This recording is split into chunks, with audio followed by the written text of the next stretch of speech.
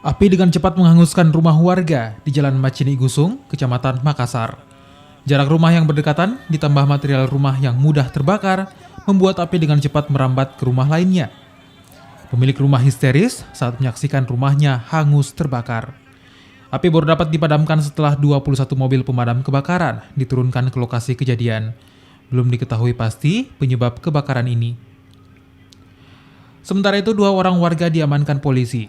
Keduanya diamankan lantaran memukul 3 petugas pemadam kebakaran yang sedang menjalankan tugas di lokasi kebakaran.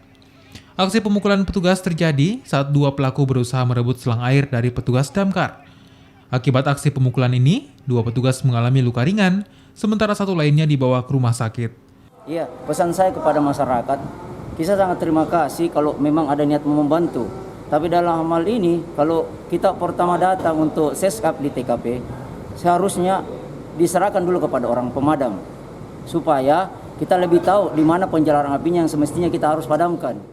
Usai melakukan aksinya, kedua pelaku pemukulan langsung diamankan oleh aparat kepolisian dari Polsek Makassar. Nila Rustam, Kompas TV, Makassar, Sulawesi Selatan.